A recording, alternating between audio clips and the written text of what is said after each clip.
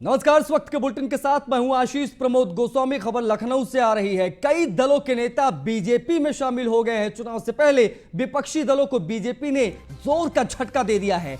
बसपा के पूर्व विधायक जगपाल सिंह बीजेपी में शामिल हो गए हैं। कांग्रेस से शैलेंद्र सिंह पप्पू ने भी भारतीय जनता पार्टी का दामन थाम लिया है। सपा से राणा दिनेश प्रताप भी बीजेपी में शामिल हो गए हैं। तो यह इस वक्त की बड़ी और अहम खबर आपको बता दें। तीन मुख्य पार्टियों के तीन नेता बीजेपी में शामिल हुए हैं और ये सदस्यता आज ग्रहण की गई है लखनऊ में। ये तस्वीरें हम आपको दिखा रहे हैं। डॉक्टर दिनेश शर्मा आपको नजर आ जाएंगे। कई ऐसे लोग हैं जिन्होंने आज बीजेपी का दामन थामा है, बीजेपी में शामिल हो गए हैं। समाजवादी पार्टी के एक नेता, बसपा के नेता, कांग्रेस के एक नेता, तीन दलों के नेता बीजेपी में आज शामिल हुए हैं। चुनाव से पहले यह इस वक्त की बड़ी खबर। भारतीय जनता पार्टी ने जिस प्रकार से काम किया है, आज पूरे प्रदेश का वातावरण भाजपामय बना है। अपने किए गए कार्यों को जन जन तक पहुंचाने का एक महाअभियान हमारे निचले बूथ स्तर तक के कार्यकर्ता पहले से कर रहे हैं। किस जिले में कौन से कार्यक्रम संपादित हों, जहां हम लोग इनका निर्णय करते हैं, वहीं विभिन्न जगहों पर प्रदेश में 6 अलग अलग जगहों पर यात्राएं निकलनी हैं और यात्राओं में सारे हमारे वरिष्ठ नेता प्रदेश के हैं और तमाम और नेतागण वो नेतृत्व करेंगे सभी जगहों पर। और अभी आज माननीय प्रदेश अध्यक्ष जी ने यही तय किया है कि यहाँ जो यात्राएं निकलेंगी और सरकार ने जिस प्रकार से काम किए हैं उनको जन जन तक पहुँचाने का अभियान लगा है। हमारे सभी नेताओं के अलग अलग दौरे लगे हैं और सभी नेता अलग अलग जिलों में जा रहे हैं। एक बैठक हुई थी जिसमें मुख्यमंत्री समेत तमाम मंत्री मौजूद थे। आज हमारे साथ बात करने को मौजूद हैं कानून मंत्री ब्रजेश पाठक जी। सर, किन विषयों पे लेके बैठक थी? अभी जो उत्तर प्रदेश में आदरणीय योगी जी के नेतृत्व में भारतीय जनता पार्टी की 5 वर्ष लगभग हो गए हैं पूरे, और केंद्र की आदरणीय प्रधानमंत्री जी के नेतृत्व में लगभग 7.5 वर्ष पूरे हो रहे हैं। ऐसी दोनों सरकार की उपलब्धियों को लेकर के जनता का आशीर्वाद लेने के लिए 6 यात्राएं निकल रही हैं। विस्तृत जानकारी अभी आप लोगों को दी जाएगी, जो मीडिया का प्रवक्ता देंगे। आदरणीय मुख्यमंत्री जी ने अभी संबोधन में आपको पूरी बात बताई। कब से ये अभी तय हो रही बैठक चल रही है, तो अभी डेट तय हुई बैठक बता दिया जाएगा। भैया तो ये थे ब्रजेश पाठक जी बताए थे कि तमाम जो उपलब्धियां हैं उत्तर प्रदेश सरकार की, योगी सरकार की, इसको लेते हुए यात्राओं का सिलसिला किया जाएगा। बहुत जल्दी यात्राओं का 6 यात्राएं निकाली जाएंगी जो विभिन्न प्रदेश के विभिन्न हिस्सों से निकाली जाएंगी। उसके साथ ही साथ तमाम बड़े नेताओं को इसमें सम्मिलित किया जाएगा। माना जा रहा है केंद्र नेतृत्व को भी इसमें शामिल किया जाएगा। इनके जरिए उत्तर प्रदेश की जो कार्य किए गए हैं, जो योगी सरकार ने किए हैं, वो जन जन तक पहुंचाने की एक और मुहिम रंग लाएगी और देखना होगा 2022 में ये कितना सार्थक रहती है। लखनऊ से कैमरामैन अमित शाह के साथ Manish Mishra, news on India. तो यूपी विधानसभा चुनाव को लेकर बीजेपी का एक्शन प्लान तैयार हो चुका है। प्रदेश स्तर पर 6 यात्राएं निकाली जाएंगी। बीजेपी की चुनाव संचालन समिति में यह निर्णय हुआ है। अवध, काशी, गोरखपुर, ब्रज, पश्चिम और बुंदेलखंड के वो क्षेत्र हैं जहां पर बीजेपी यात्रा निकालेगी। 6 यात्राओं में बड़े नेता यात्रा की अगुवाई करेंगे। यात्रा के जरिए सरकार की योजनाओं की जानकारी दी जाएगी। यात्राओं के संचालन के लिए गठित की जाएगी संचालन कमेटी। सीएम योगी आदित्यनाथ भी इस यात्रा में शामिल रहेंगे, जो इस यात्रा की एक बड़ी चीज रहेगी। अवध, काशी, गोरखपुर, ब्रज, पश्चिम और बुंदेलखंड क्षेत्र में यात्रा निकाली जाएगी। चुनाव से ठीक पहले बीजेपी का यह एक्शन प्लान आपके सामने। 6 यात्राओं में बीजेपी के बड़े दिग्गज सूरमा आपको नजर आएंगे। खुद मुख्यमंत्री योगी आदित्यनाथ भी एक यात्रा की अगुवाई करेंगे। हालांकि कौन सी यात्रा में वो शामिल होंगे इसका अभी जानकारी नहीं आई। सीएम योगी आदित्यनाथ भी यात्रा करेंगे। बढ़ते आगे, दिल्ली में भारतीय जनता पार्टी के सांसद जगदंबिका पाल से हमारे संवाददाता पीयूष तिवारी ने खास बातचीत की। इस दौरान उन्होंने 12 सांसदों के निलंबन और शीतकालीन सत्र को लेकर क्या कहा, आपको दिखाते हैं।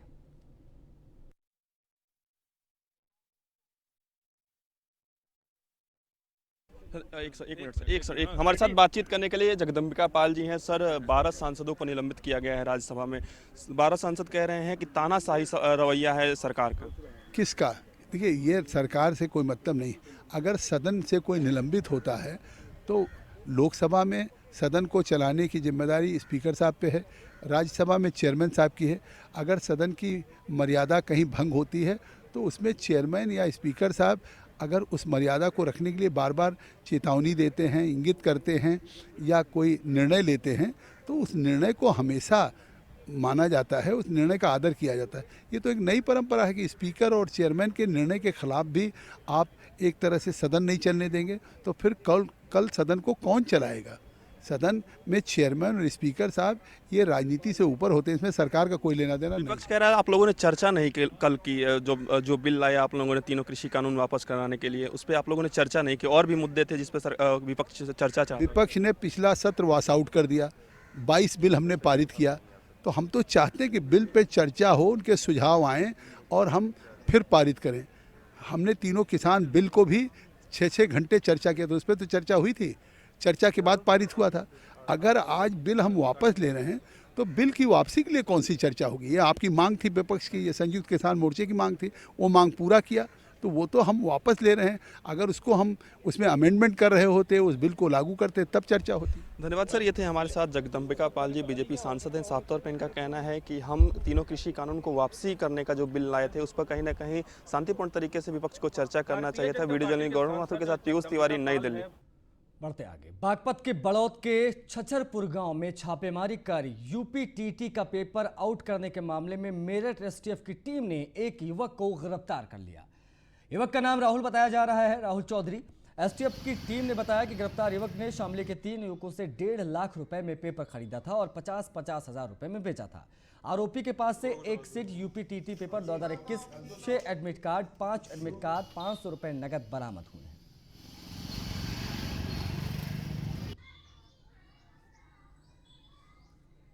यूपीटीटी का पेपर आउट का ये मामला लगातार उत्तर प्रदेश की एसटीएफ टीम एक्टिव है और मेरठ एसटीएफ की टीम ने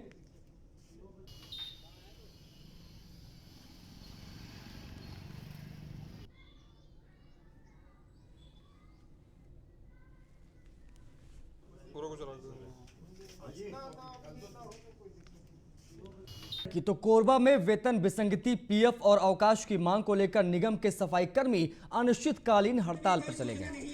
कर्मचारी संघ के बैनर तले तमाम सफाई कर्मियों ने कलेक्टर कार्यालय का घेराव किया।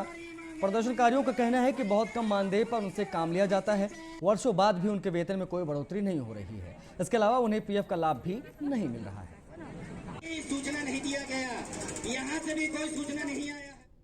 हमारे डोर टू डोर कलेक्शन वाले रिक्शा वाले के कर्मचारियों का हक के लिए आज 6,000 का पेमेंट दिया जाता है। 6,000 में अपने बाल बच्चों को जिया नहीं पा रहे हैं, न उनका दवा पानी करा पा रहे हैं, न कपड़ा लत्ती, स्कूल में फीस वगैरह कुछ नहीं कर पा रहे। गरीब आदमी करे भी तो क्या करे। इसलिए शासन प्रशासन को कई बार निवेदन भी दिया गया। हमने रायपुर में धंधा प्रशासन करके जाकर वहाँ भी कोई सुनवाई नहीं हुआ। हमने मंत्री जी को लेटर भी दिए, कोई सूचना नहीं मिला है। हमने लेटर में साफ से अक्षर में लिख दिया गया था कि अगर हमारे 24 घंटा के अंदर में सूचना नहीं मिलेगा तो कोरबा जा करके हम कलेक्टर घेराव करेंगे। और मेरा यह कार्य है कि जितने भी सफाई कर्मचारी कोरबा जिले के अंतर्गत कार्य करते हैं उनको उनका अधिकार और हक दिलाने के लिए मुझे यह कार्य सौंपा गया है, जिसमें से कुछ दिनों से मिशन क्लीन सिटी के अंतर्गत जो घर घर कचरे लेने कार्य करते हैं, महिला मंडल द्वारा घर घर कचरों का कार्य किया जाता है एकत्रित करने का, उनके ऊपर काफ़ी दिनों से शोषण किया जा रहा है। उनके ऊपर उनका पूर्ण रूप से रेट नहीं दिया जा रहा। कलेक्टर द्वारा जो भी दर निर्धारित किया गया है उसको पूर्ण रूप से नहीं भुगतान किया जा रहा है। ना कि उनका पीएफ ईएसआईसी टाइम पे जमा किया जा रहा है, उनको पीएफ ईएसआईसी का भुगतान बिल्कुल नहीं किया जा रहा है।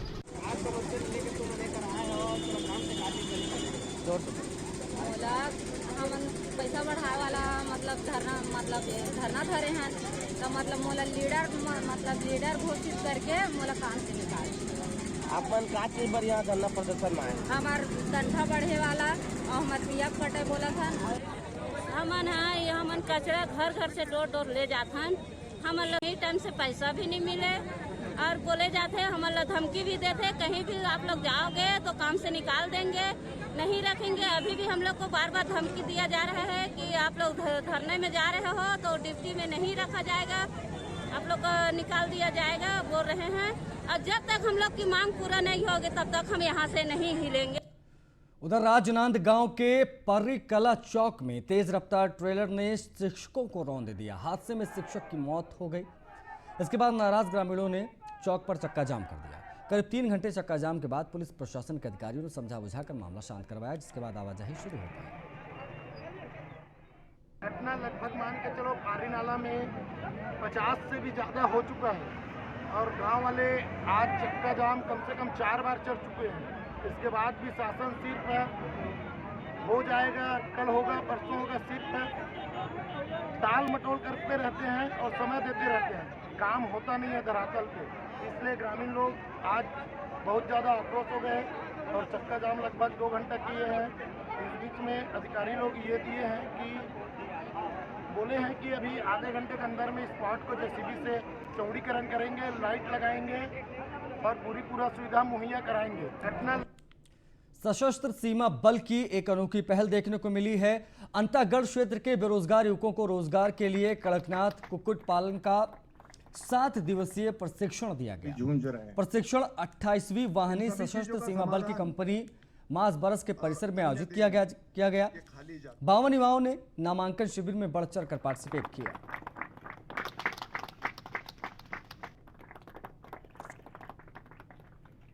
कार्यक्रमों के लिए समय समय पर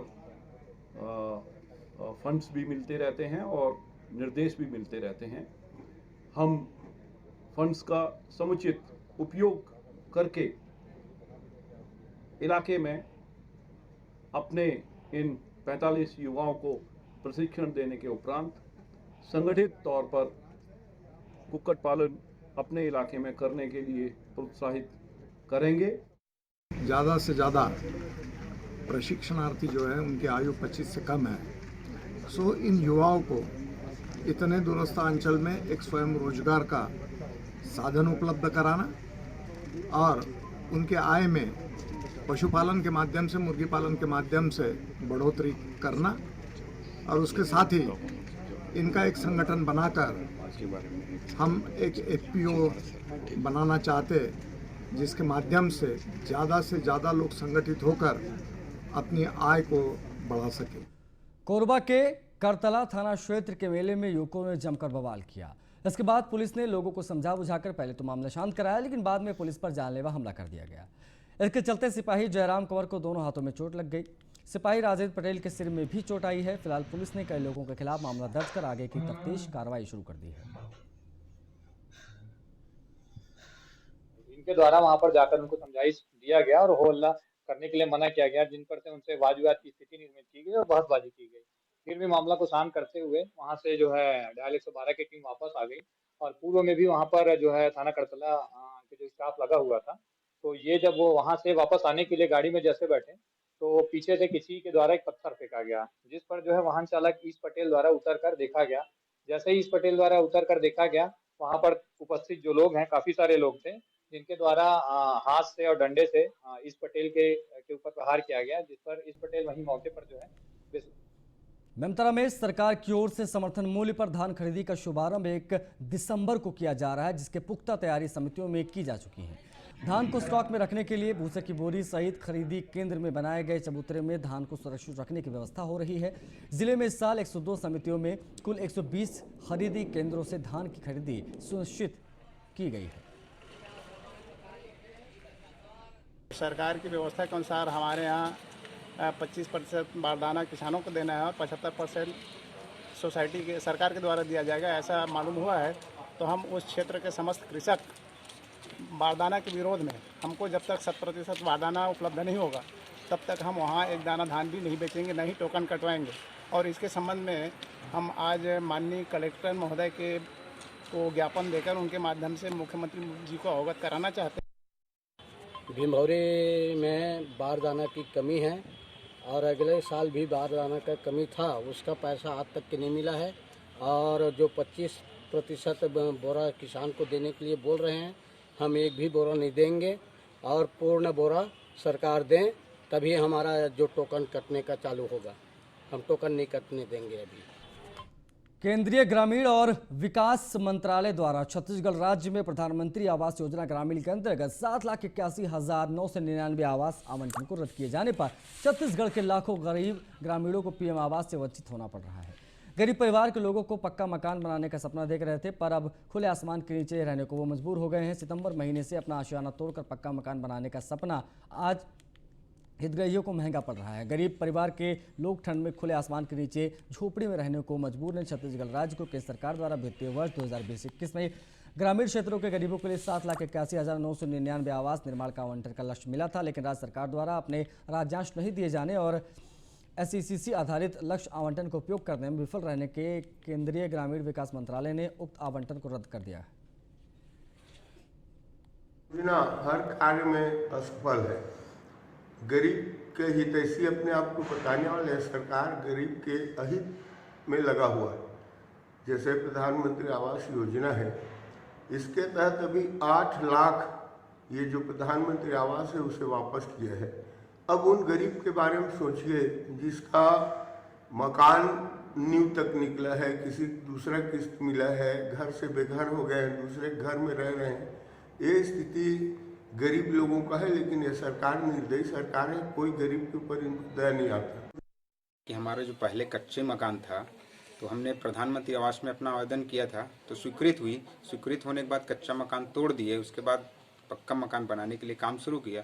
काम शुरू करने के बाद एक किस्त मिला है, लेकिन बाकी की किस्त नहीं मिला है। और मकान को पूरा करने के लिए हम लोग मार्केट से कर्ज लिए हैं साहूकार से, तो वो सारे चुकाने के लिए बहुत तकलीफ हो रही है। और जैसे कि सुनने में आया है कि प्रधानमंत्री आवास को अब रद्द कर दिया गया है, तो वो साहूकार अब पैसे के लिए दबाव बना रहा है। प्रयागराज से बड़ी खबर है, जेल में बंद सांसद अतुल राय की मुश्किलें बढ़ गई हैं। MP MLA कोर्ट ने अतुल राय के खिलाफ वारंट जारी कर दिया है। लंका थाने में दर्ज 2020 के केस में वारंट जारी किया गया है। IT act 666E 120B IPC के केस का कोर्ट ने संज्ञान लिया है। नैनी जेल में बंद है बाहुबली सांसद अतुल राय।